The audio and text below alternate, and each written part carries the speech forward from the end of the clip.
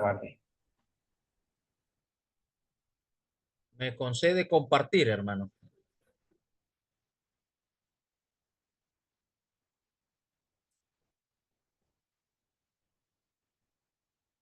Listo, intente ahora. Vamos a ver.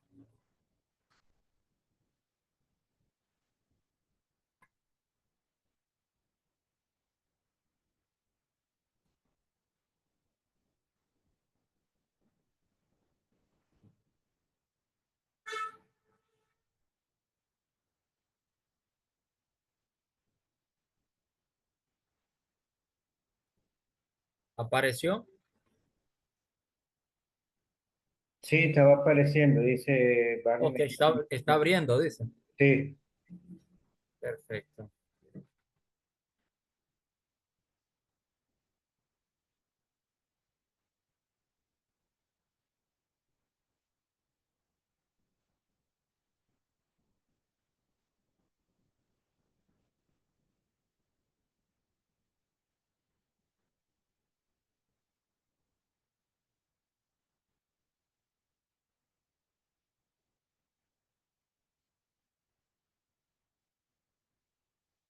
Muy bien, amados hermanos, Dios les bendiga a todos en esta noche.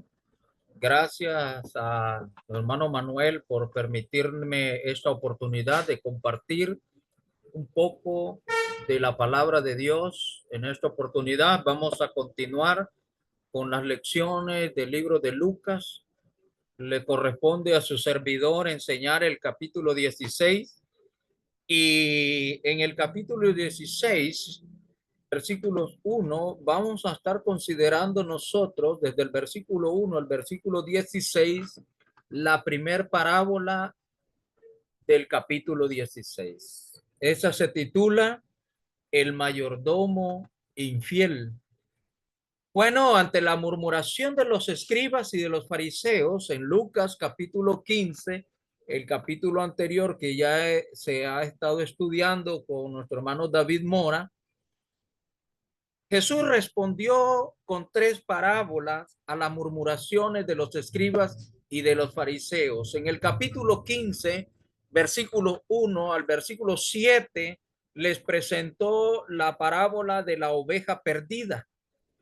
En el capítulo 15, versículo 8 al versículo 10, les presentó la parábola de la moneda perdida.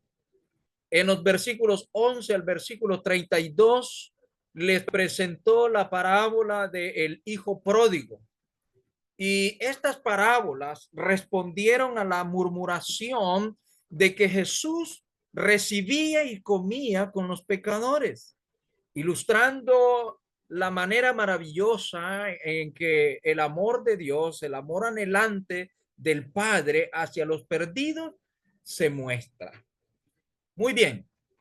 Ahora en el capítulo 16, Jesús se va a dirigir a sus discípulos. Ustedes recordarán en el capítulo 15, en el versículo 1 y versículo 2, el Señor se dirigió a una audiencia diferente. Dice el versículo 1 y versículo 2 del capítulo 15. Se acercaban a Jesús los publicanos y pecadores para oírle. ¿Quiénes se acercaban al Señor? Los publicanos y los pecadores. Los publicanos eran aquellos que se dedicaban al cobro de impuestos, siendo trabajadores del Imperio Romano en turno, y por ende los judíos los consideraban como traidores a la patria y como despreciables para ellos mismos.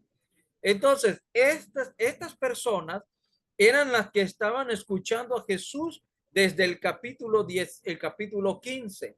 Pero ahora, en el capítulo 16, Jesús se va a dirigir a sus discípulos y a ellos les presenta la parábola del mayordomo infiel. En los versículos 1 al versículo 8 se las presenta y en el versículo 8 al versículo 13 él les da la explicación de la parábola misma. Luego, en los versículos 14 y versículo 15, Jesús va a responder a la burla de los fariseos que le escuchaban en ese momento. Así que entrando en materia, hermanos, es importante que nosotros observemos algo. La parábola del mayordomo infiel ha sido considerada por muchos como una parábola difícil de entender. Y difícil de entender, causando así perplejidad en aquellos que la leen o la escuchan, es decir, una sensación de confusión. Al momento que nosotros vayamos desarrollándonos en la parábola, vamos a ver por qué para muchos la parábola tiende a ser confusa. Y la razón es que algunos han preguntado si Jesús estaba elogiando al mayordomo injusto por su deshonestidad. En otras palabras, el punto de la parábola debe de ser suficientemente claro cuando consideremos cuidadosamente en detalles la parábola misma. Como nos explica el señor Barney en su comentario de Lucas 16, debemos tener presente la gran verdad moral que enseña que no podemos servir a Dios ni a las riquezas y que todo intento de hacerlo nos acarreará dificultades y pecado. Para esto, empecemos entonces a considerar nosotros nuestro primer punto en la parábola misma. Versículo 1 y versículo 2, Jesús nos va a presentar un mayordomo desperdiciador de bienes. Y él dice en el versículo 1, versículo 2, dijo también a sus discípulos, había un hombre rico que tenía un mayordomo y este fue acusado ante él como disipador de sus bienes. Entonces le llamó y le dijo, ¿qué es esto que oigo acerca de ti? Da cuenta de tu mayordomía, porque ya no podrás más ser mayordomo. El hombre rico se entera de que su mayordomo ha estado desperdiciando sus bienes. Este hombre rico acá en la parábola representa, sin lugar a duda, representa a Dios como en las parábolas del capítulo 15. Pero el mayordomo que se presenta ante él, dice, se le presenta a alguien, se presenta a quienes profesan ser seguidores, cuyo mayor peligro provenía de la tentación de usar indebidamente los bienes que se le confiaban. Le pide cuenta a su mayordomo que dé cuenta de su administración y luego se le comunica que será relevado de su cargo. El mayordomo era una persona que se encargaba de los asuntos de una familia, cuyo deber consistía en proveer para la familia, comprar las provisiones, entre otras cosas, según el señor Barnes. También, en esto, hermano, por supuesto, era un cargo de confianza que se le ofrecía gran oportunidad para la deshonestidad a quien lo poseía. El despilfarro y la malversación de los bienes del amo se notan en la parábola misma. Ahora bien, versículo 3 al versículo 8, dice el texto, entonces el mayordomo dijo para sí, ¿qué haré? Porque mi amo me quita la mayordomía. Cavar no puedo. Mendigar me da vergüenza. Ya sé lo que haré. Para que cuando se me quite la mayordomía, me reciban en sus casas. Y llamando a cada uno de los deudores de su amo, dijo al primero, ¿cuánto debes a mi amo? Él dijo, 100 barriles de aceite. Y le dijo, toma tu cuenta, siéntate pronto y escribe 50.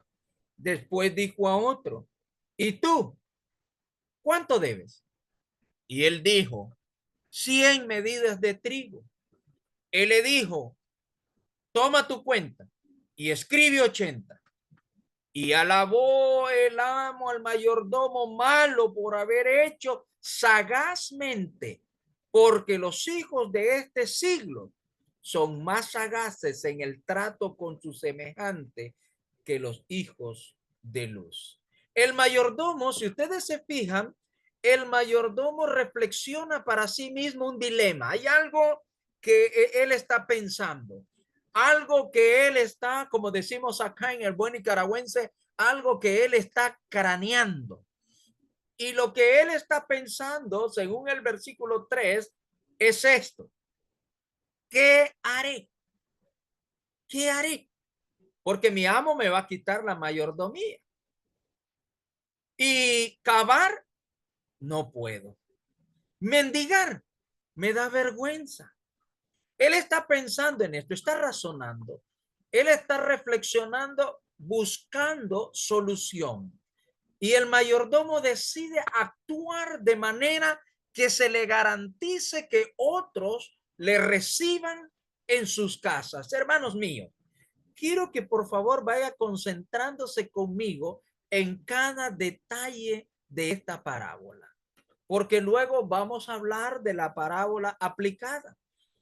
Pero fíjense que el mayordomo hasta este momento está empezando a actuar y actúa de manera que se le garantice a él que otros lo reciban en sus casas. Él llama a los deudores de su amo y les hace cambiar sus facturas de cuenta para reflejar deudas menores a las reales. Fíjense cómo este hombre está actuando. Esto, por supuesto, indica un fraude deshonesto a la confianza que el amo ha puesto sobre él. Pero él se gana el favor de los deudores al reducir sus deudas. Se dice que aproximadamente la reducción de las cuentas de estos hombres ascendía aproximadamente a 16 meses de salario. Pero fíjense que él puede ser que este mayordomo haya quitado los intereses que se habían generado a la deuda. Y aquí está el asunto. Yo quiero que vayamos viendo esto. Él no está robándole al amo lo que es su dinero, la deuda en sí. Lo que él está quitando, lo que él está tomando son los intereses que se habían generado de la deuda total con aquellos deudores. Ahora bien, la usura, hermanos, era algo prohibida en la ley. Y aquí donde va el asunto. Fíjense bien, el hombre está reflexionando, él está craneando. ¿Qué voy a hacer? ¿Qué haré? Mi amo me quita la mayordomía. Cavar no puedo. Mendigar me da vergüenza. Ya sé qué haré. Esto haré. Y llama a los deudores y le reduce a ellos las facturas de cuentas pendientes con el amo. Pero él lo que quita de las deudas son sencillamente los intereses generados. ¿Por qué? Vean la astucia y aquí es donde quiero que vayamos observando, teniendo buen ojo en esto. ¿Por qué él reduce los intereses? Bueno, vean bien, hermano. Éxodo capítulo 22, versículo 25. Este hombre, este administrador, este mayordomo, conocía la ley de Dios. La ley de Dios decía, cuando prestares dinero a uno de mi pueblo, al pobre que está contigo, no te portarás con él como logrero, ni impondrás usura. La usura estaba prohibida por Dios en el Antiguo Testamento, en la ley de Moisés. En Deuteronomio capítulo 23, versículo 19, había dicho Dios, no exigirás de tu hermano intereses de dinero, ni intereses de comestible, ni cosa alguna que suele exigir intereses. Y fíjense, el mayordomo probablemente halló la solución en esto. Apoyándose de la ley misma, él quita los intereses acumulados a la deuda de los deudores con su amo. Ahí viene la astucia, la sagacidad de este mayordomo infiel. ¿En qué? En que él se está buscando futuro, se está buscando, preparándose para el futuro, pero usando la ley misma de Dios. Esta prohibición, hermano, a menudo era ignorada por los judíos mismos. Era común en esa época que los ricos obligaran a sus mayordomos a hacerlo y luego negar conocimiento de ello si llegara a salir a luz pública. Es decir, fíjense bien, en esos tiempos, en el tiempo de Cristo, el que este mayordomo haya cobrado por algún tiempo, haya cobrado intereses por deudas de su amo, esto fue sin lugar a duda porque el amo lo obligaba a hacerlo. Y siendo que el amo lo obligaba a hacerlo, entonces esto nos enseña algo más. Solamente el mayordomo estaba acreditado para poder imponer los impuestos. Fíjense bien, al quitar los intereses usureros, algo que solo podía hacerlo el mayordomo, no solo agradaba a los deudores, sino que el amo no podía objetarlo públicamente. ¿Entienden esto? Es decir, amarraba los brazos del amo públicamente, porque si públicamente se enteraba, la ley lo condenaba. Entonces, aquí viene el asunto, según nos enseña el señor Simon Tinmaster en su página 228 y 229 de su comentario sobre Lucas 16.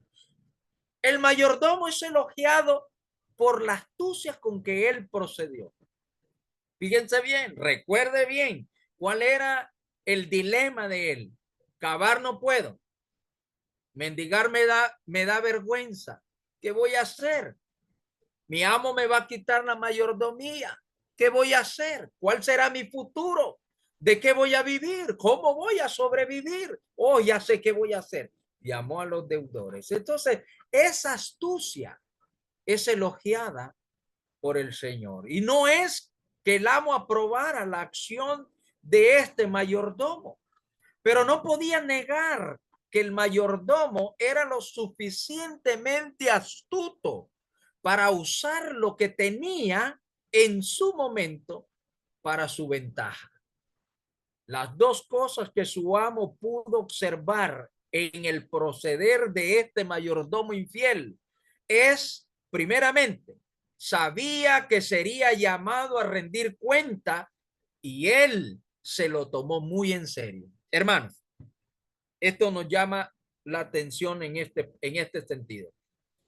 Un día, usted y yo seremos llamados también a rendir cuenta. Como dijo el apóstol Pablo en 2 de Corintios capítulo 5 versículo 10, porque es necesario que cada uno de nosotros comparezcamos ante el tribunal de Cristo para que cada uno de nosotros reciba según lo que haya hecho en este cuerpo, sea bueno o sea malo. Un día, usted y yo estaremos delante del trono del Señor rindiendo cuentas. Y nosotros, al igual que este mayordomo infiel, necesitamos tomar muy en serio este asunto. En segundo lugar, este mayordomo, reconociendo que sería quitada su mayordomía, reconociendo que sería llamado para rendir cuenta y reconociendo este hecho, tomándolo muy en serio, él aprovechó su posición actual para asegurar un futuro cómodo para sí. Fíjense bien en esto. El amo está observando algo aquí. Él lo va a llamar a rendir cuenta, pero él observa algo. Él observa la astucia de él, de cómo acomodó las cosas a su favor para asegurar un futuro. En este sentido, entonces, El propósito de la parábola no es elogiar la deshonestidad del mayordomo, sino su astucia. Él usó lo que tenía a su disposición para planificar su futuro. En este punto, hermano, Jesús en este punto de la parábola, como veremos a continuación, es importante que nosotros consideremos. Vamos viendo entonces la parábola aplicada, versículo 8. Lo que Jesús dice de la astucia es importante. Él dice, porque los hijos de este siglo, es decir, de este mundo, son más sagaces en el trato con su semejante que los hijos de luz.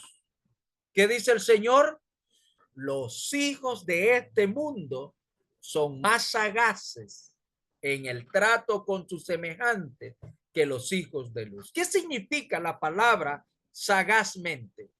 Bueno, viene de la palabra griega phronimos, que significa sencillamente astuto, prudente. Pero fíjense en algo más. También significa previsor, alguien que observa el futuro, que se prepara hacia el futuro. Pero esta palabra, este verbo pronimos, es un adjetivo, hermano, que se relaciona con el sustantivo phronesis para describir una sabiduría práctica en sí. Si este hombre era astuto, este hombre era prudente, este hombre era un previsor, lo demostró en la astucia práctica. Él se rascó la cabeza pensando, ¿qué voy a hacer? ¿Qué voy a hacer? Y en su astucia, siendo un buen previsor, la astucia lo llevó a practicar la sabiduría misma. Se refiere, hermanos, a la cualidad de tener la capacidad de deliberar correctamente sobre lo que es bueno y útil para vivir bien, siendo sensato, prudente y racional. Eso es lo que este mayordomo hizo en realidad. Entonces, ¿cuál es la observación de Jesús en este punto? La gente de este mundo, hermano, es muy ingeniosa en los asuntos de sus bienes, en sus negocios, en sus bienes de este mundo. La gente de este mundo es muy astuta para hacer los negocios en esta vida. Son muy previsores. No conozco yo ningún mercader que compre al azar alguna mercadería si no está seguro que sea algo movible, algo que se pueda vender. Y en el mundo empresarial también se practica la astucia. Los gerentes y administradores de empresas son muy previsores para el desarrollo de los negocios de las empresas mismas. Por eso, los grandes avances tecnológicos y desarrollo mercantil son gracias a la astucia comercial que los hombres han mostrado en este mundo. Y no siempre ocurre así en el pueblo de Dios. No siempre ocurre. Así que la aplicación de la parábola, según el versículo 9, note usted, Jesús dijo, y yo os digo,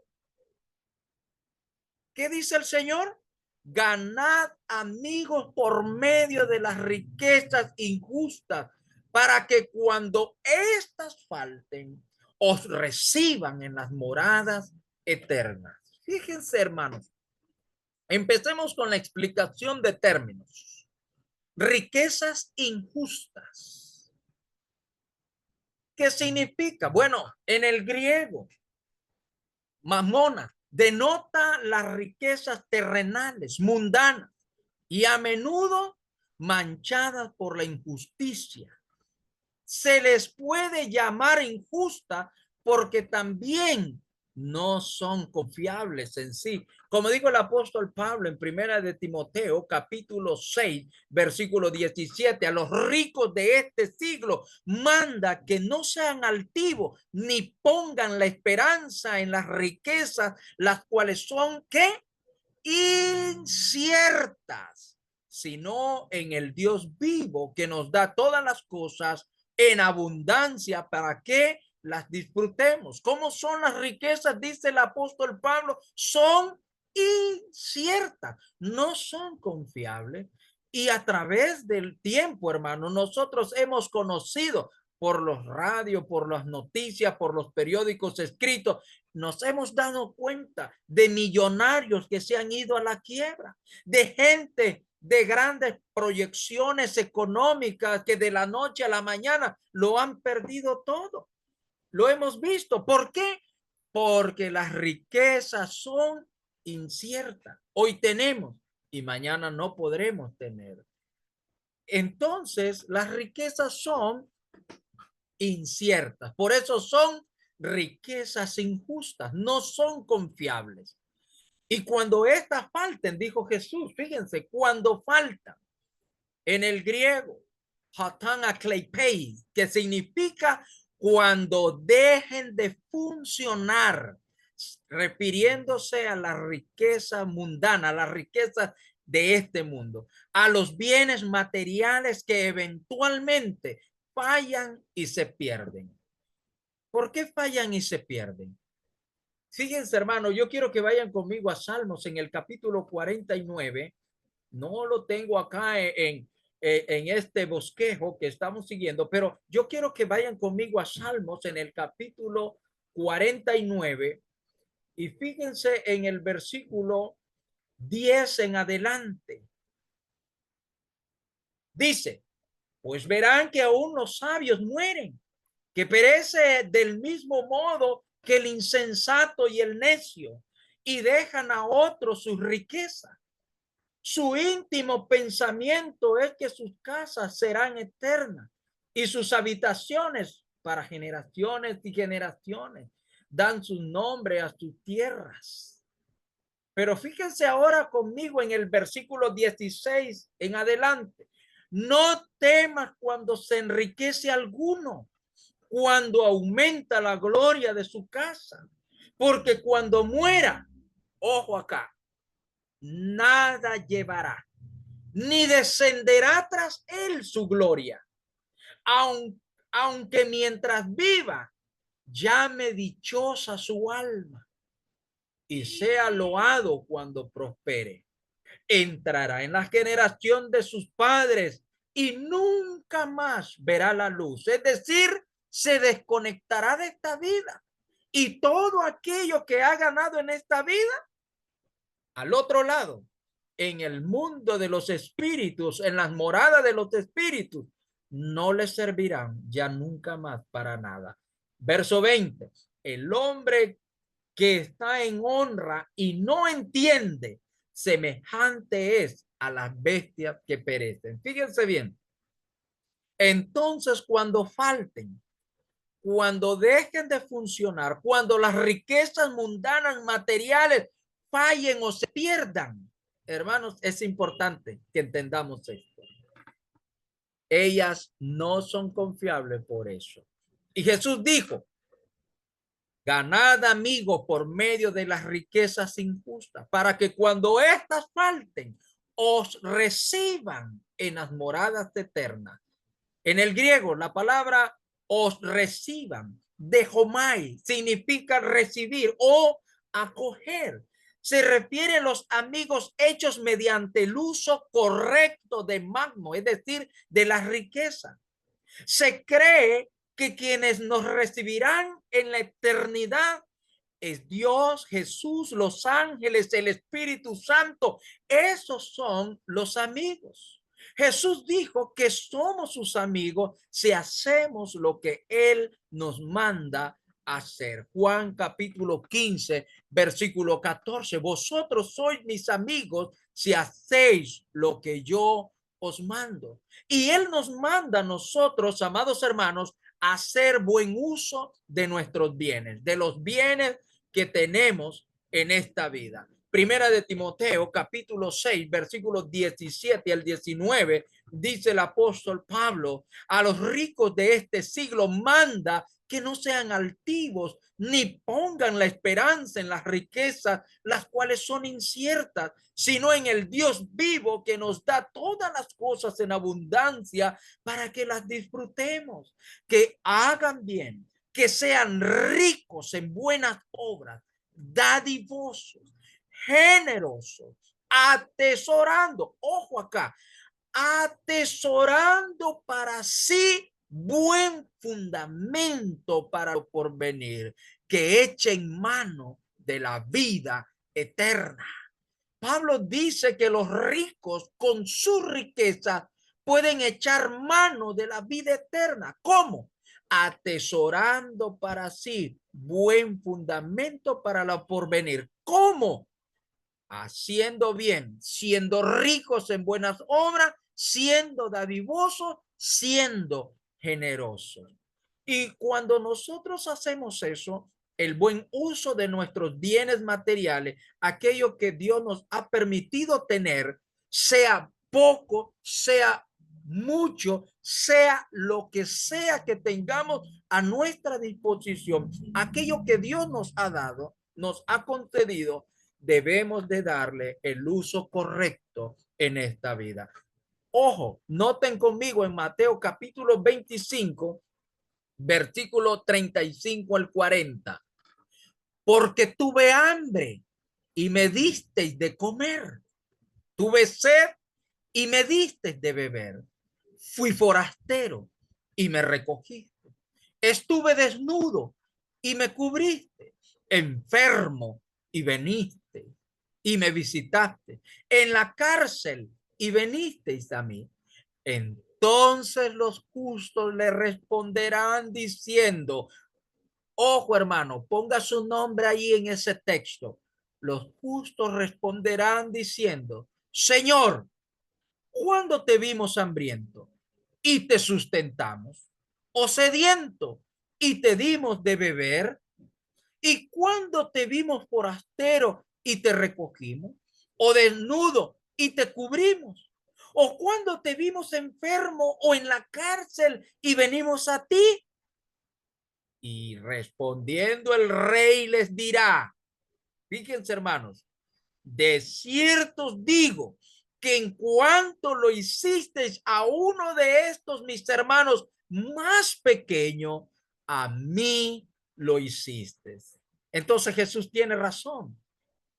Dijo el Señor, mas yo os digo, ganad amigos por medio de las riquezas injustas para que cuando éstas falten, os reciban en las moradas eternas. ¿Por qué?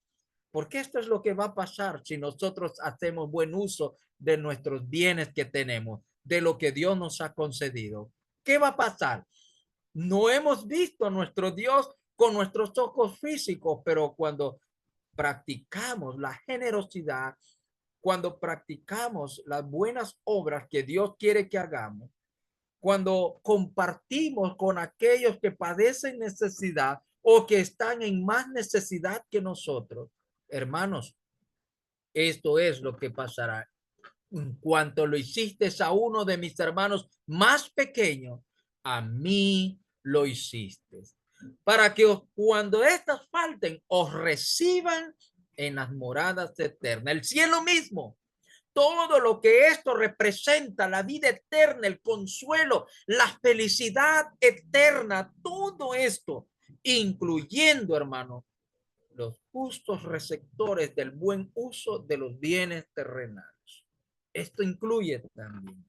Así que, dos explicaciones que valen la pena considerar en esta oportunidad.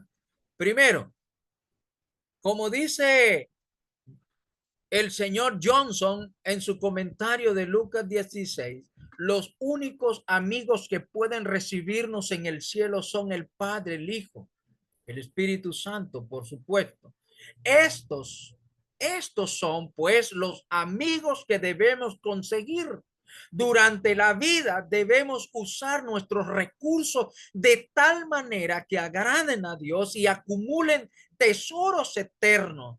Si los usamos como un encargo del Señor, conseguiremos un amigo así.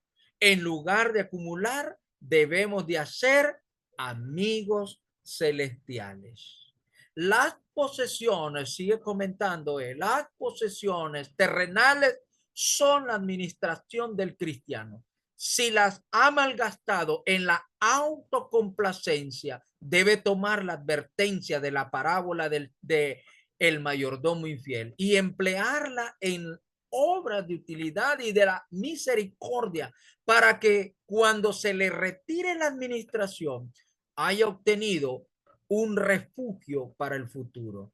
Pero ¿cómo pueden aquellos a quienes el cristiano había brindado su apoyo recibirlos en el cielo? La clave de la dificultad se encuentra en Mateo capítulo 25, versículos 35 al 40 que acabamos de leer, donde nuestro Señor se identifica plenamente con los pobres, con los desafortunados discípulos y les devuelve una recompensa celestial por cualquier bondad que se les haya mostrado en esta tierra. Porque tuve hambre y me diste de comer, tuve sed y me diste de beber, fui forastero y me recogiste, estuve desnudo y me cubriste, enfermo y venisteis a mí, en la cárcel y venisteis a mí. Entonces los justos le responderán diciendo: Señor, ¿cuándo te vimos? ¿Cuándo te vimos hambriento y te sustentamos, o sediento y te dimos de beber? ¿Y cuando te vimos forastero y te recogimos, o desnudo y te cubrimos? ¿Y cuando te vimos enfermo o en la cárcel y venimos a ti?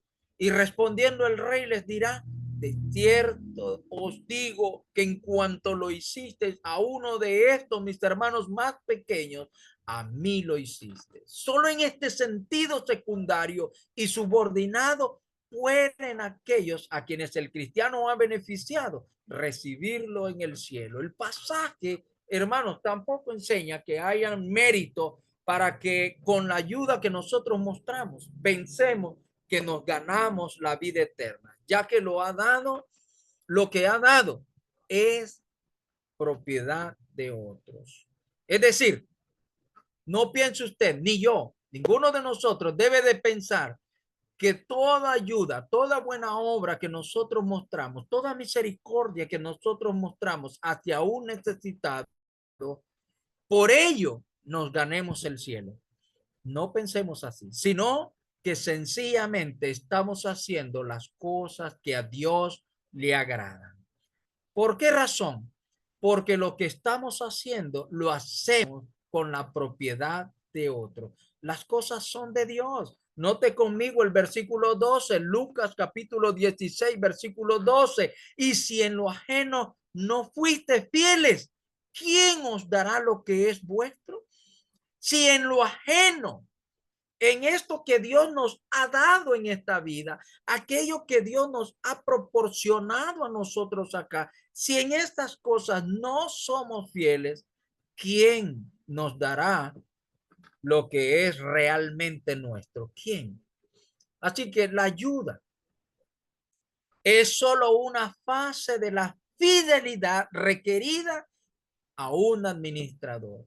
Y la recompensa de un administrador no es un mérito, sino más bien una gracia mostrada de Dios. Lucas capítulo 17, versículo 7 al 10 dice el Señor: ¿y quién de vosotros, teniendo un siervo que ara o apacienta ganado, al volver del campo, luego le dice: pasa, siéntate a la mesa? ¿No le dice más bien: prepárame la cena, ciñete, sírveme hasta que haya comido y bebido, y después de esto come y bebe tú?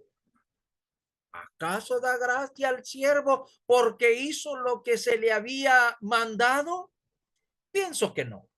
Así también vosotros, cuando hayáis hecho todo lo que os ha ordenado, decid, siervo inútiles somos, pues lo que debíamos hacer, hicimos.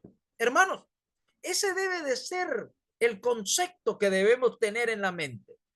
Todo lo que nosotros hacemos, lo hacemos porque se nos ha ordenado. No es porque nosotros seamos tan buena gente, tan generosos, tan magnánimos, que por nuestra cuenta lo vamos a hacer. No, es porque Dios lo requiere, y si somos sus hijos, si somos ciudadanos del reino, entonces haremos las cosas que a Dios le agrada. Y su Señor le dijo, ¿se acuerdan ustedes? Esa parábola de Mateo capítulo 24. Dice, el Señor le dijo, bien, buen siervo y fiel. Sobre lo poco has sido fiel, sobre lo mucho te pondré. Entra en el gozo de tu Señor. Cuando nosotros hacemos el buen uso de los recursos, de las bendiciones de Dios, esto es lo que pasa. Dios en aquel día nos dará esta palabra a nosotros, buen siervo y fiel. Sobre lo poco has sido fiel. ¿Qué es lo poco? Todo aquello que tenemos en esta vida. Lo que Dios nos ha concedido obtener por medio de nuestros trabajos, por medio de nuestra inteligencia para desarrollarnos en esta vida. Todo eso es lo poco que nosotros tenemos. Y si sobre eso poco somos fieles, dice el Señor, en lo mucho te pondré. Entra en el gozo de tu Señor. El punto principal de la parábola es que debemos hacer buen uso de los bienes materiales. Lo que queda más claro aún cuando nosotros consideramos, hermanos, la amonestación de Jesús a la fidelidad. Lucas capítulo 16, versículo 10 al versículo 12. Nota, el que es fiel en lo muy poco, también en lo más es fiel. Y el que en lo muy poco es injusto, también en lo más es injusto. Pues si en las riquezas injustas no fuiste fieles, ¿quién os confiará lo verdadero? Y si en lo ajeno no fuiste fieles, ¿quién os dará lo que es vuestro? Fíjense, dos preguntas retóricas aquí importantes. En el versículo 11 dice la primera pregunta, pues si en las riquezas injustas no fuiste fieles, ¿quién os confiará lo verdadero? Es decir, hermano, que usted solo puede ver el billete de a 500 o ese billete de dólar. Si usted solo puede ver eso y no ve lo que puede hacer con ello, aparte de vivir en esta vida, la generosidad que puede mostrar hacia el necesitado. Si usted no puede ver eso, dice el Señor, ¿quién le confiará a usted lo verdadero? ¿Lo eterno? ¿Quién? La segunda pregunta en el versículo 12. Y si en lo ajeno, eso que usted tiene, lo que yo tengo, lo que me he ganado en esta quincena, eso que está en mi cartera, eso no es mío.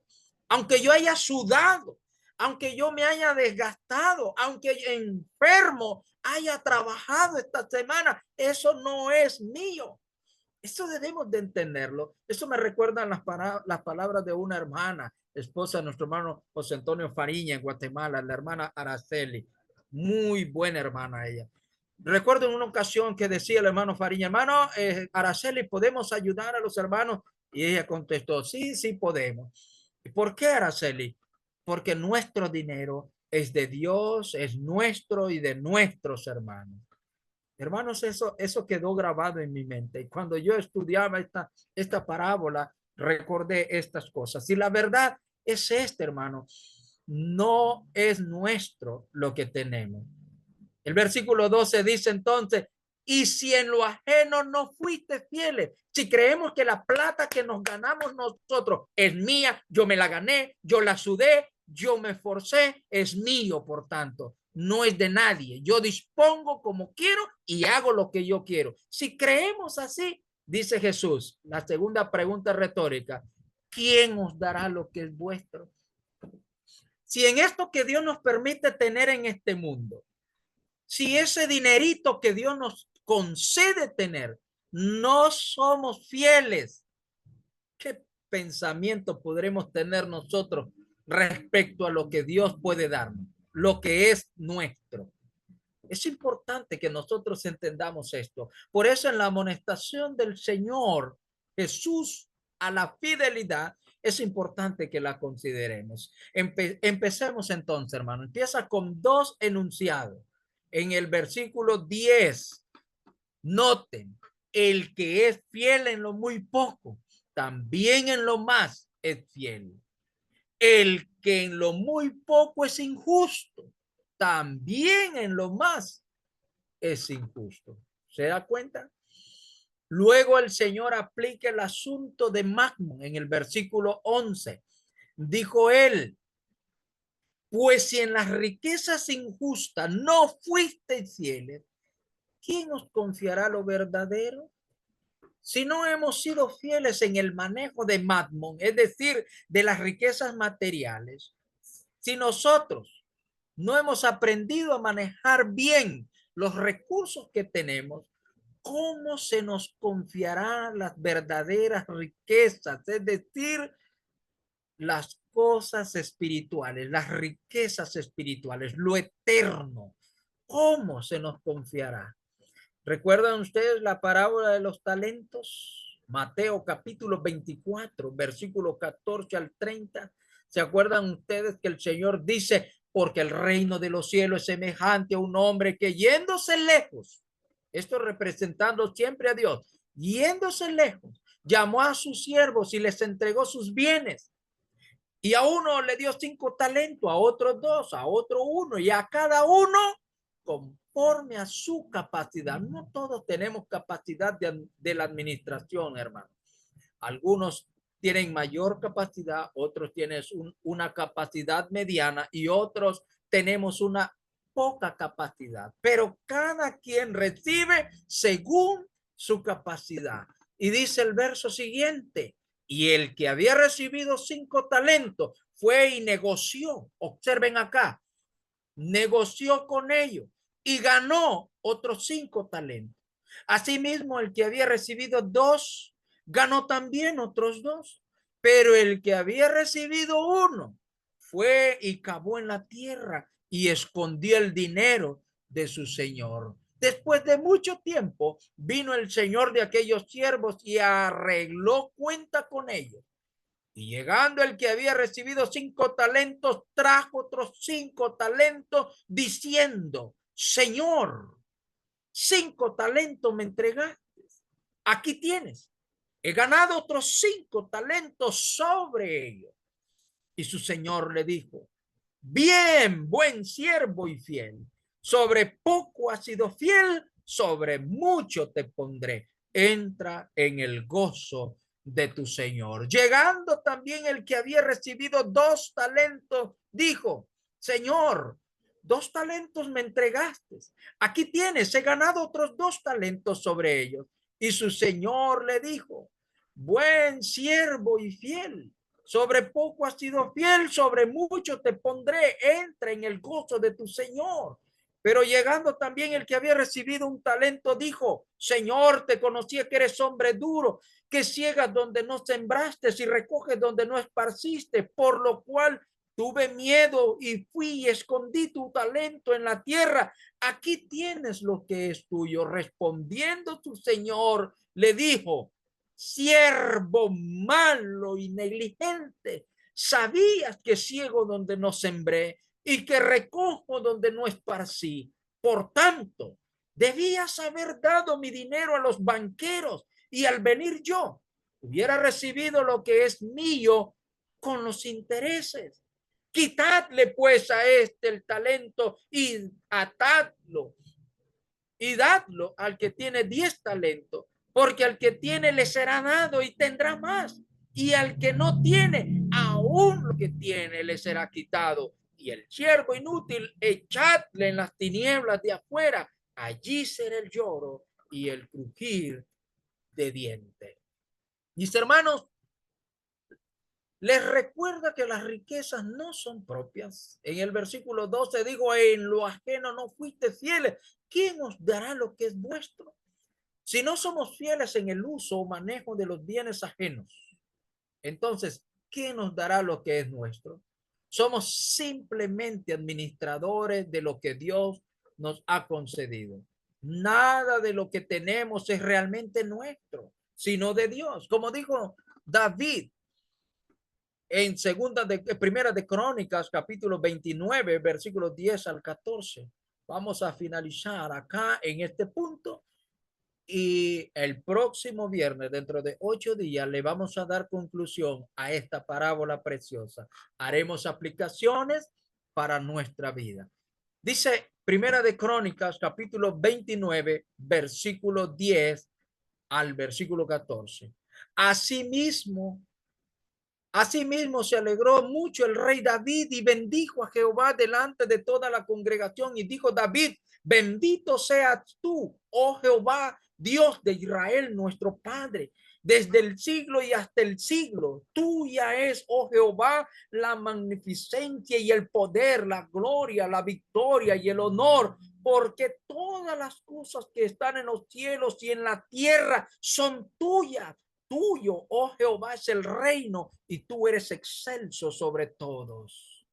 Las riquezas y la gloria proceden de ti y tú dominas sobre todo y en tu mano está la fuerza y el poder y en tu mano el hacer grande y el dar poder a todos.